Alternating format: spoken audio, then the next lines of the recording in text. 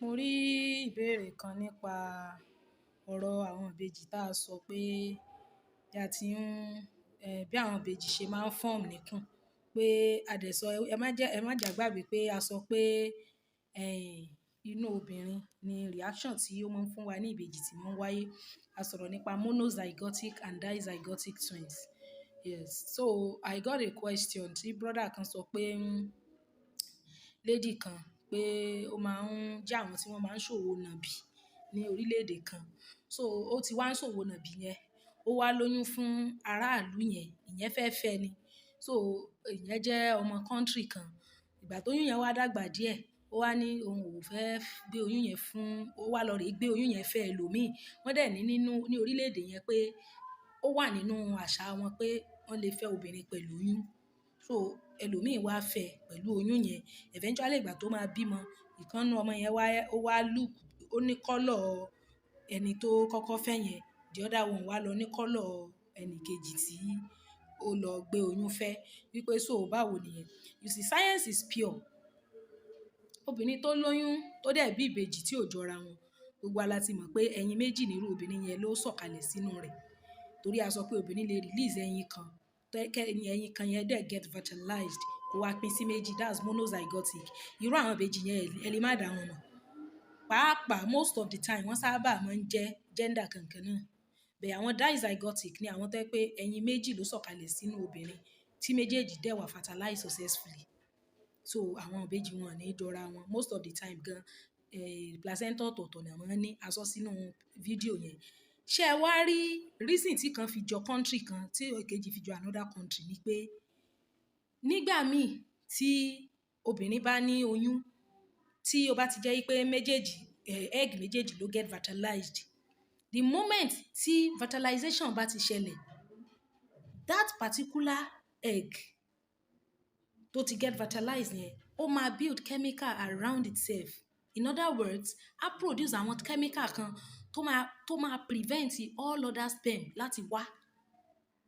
Even àwọn tí wọ́n jẹ́ àtọ̀ tí wọ́n jọ wà nínú ejaculation ọjọ́ yẹn gan, all of them will go back.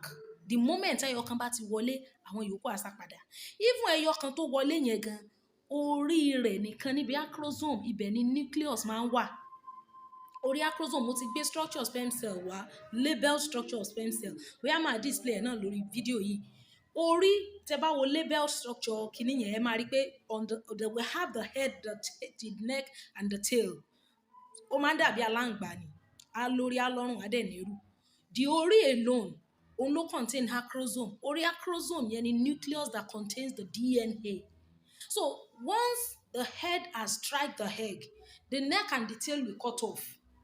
And all other millions of sperm that are coming from that same ejaculation, all of them are only useful for the body of the woman.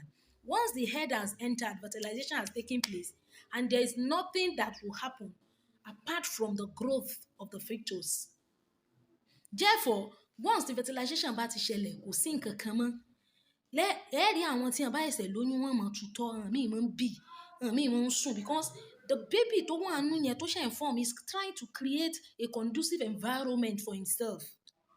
Therefore, gbogbo àwọn neighboring things tó wà ní ara nínú yẹn gbogbo ẹ̀ ló fẹ́ lé jáde just for himself to be comfortable. Àwọn chemicals tó máa secrete yẹn ó máa ń wà irritating. You see some of them lómi bá jẹun á tún bì ní because of pé the baby is trying to create a conducive environment.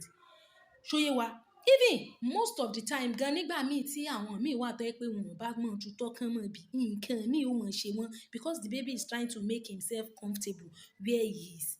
So kí irú obìnrin yẹn kó tún wá lọ rèé rìnrìn àrè kó tún wá lọ rèé mọ̀ sùn ti ẹlòmíì kò lè change paternity ọmọ yẹn because the egg has been formed already and a chemical has been built around it such that nothing can come again. So fún ètò tí already lóyún tó ti wà established pé ó ti lóyún ọmọ kan, ó wá bí ìbejì yẹn wá jọ aráàlú kan, the other one wá lọ jọ aráàlú kejì. Ó ṣeé ṣe kó ṣe pé mutation ló fà á. Orí afẹ́fẹ́ náà la wà tá a rí obìnrin tó ṣe interview pẹ̀lú BBC News tó bí ìbejì tí kan dúdú tí kan sì jẹ́ àfin.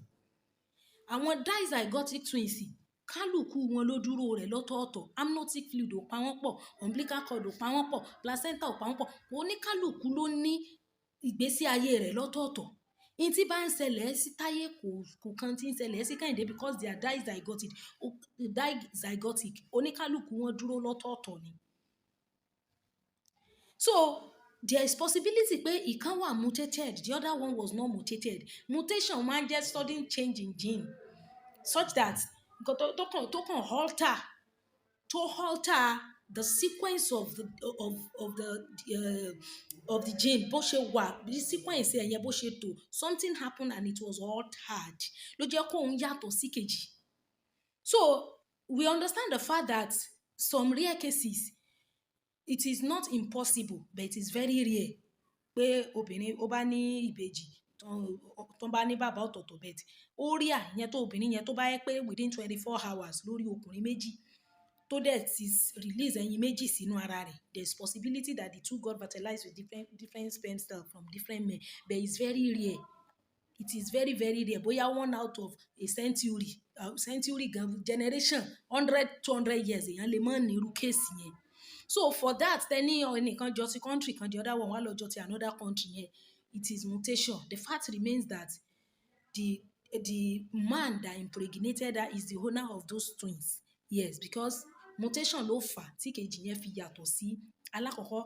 And deoxyribonucleic acid tá à ń pè ní DNA, deoxyribonucleic acid, that's the full meaning. Ó jẹ́ nǹkan tó wà unique. Kódà àwọn ìbejì méjì tá a bí DNA bàbá wọn ni wọ́n ní. Tán náà bá bẹ̀rẹ̀ sí ní bímọ, DNA àwọn ọmọ wọn ò lè jọra. Kò sí bó ṣe fẹ́ kò lè jọra because ọmọ tí wọ́n bí oníkálukú ni ó gbé DNA ti bàbá rẹ̀. Kò síbi tí wọ́n ń ja taari ẹ̀. So a rí wípé gbogbo orú nǹkan bẹ́ẹ̀ yẹn ni ìmọ̀ ìjìnlẹ̀ ti fi ààyè lẹ̀ fún wa. A gbọ́dọ̀ jẹ́ òpè. So fún àwọn tí wọ́n ń ṣàlàyé pé ṣé twins kílẹ̀ tí wọ́n yìí àwọn míì ò jọra àwọn míì ò ní jọra wọn, we have explained that one. A dẹ̀ sọ pé yẹn ò sí nínú béèyàn bá ṣe dóko àbí béèyàn ò bá ṣe dóko. It all depends on the reaction that happened within the body system of the woman. So ẹ má jẹ́ kí a gbàgbé gbogbo àwọn nǹkan yìí is just for us to be able to enlighten ourselves so that we will not be in darkness. Ṣóyè wa tí ọjọ́ tá a bá máa ṣe live stream, I will let us know. Thank you guys.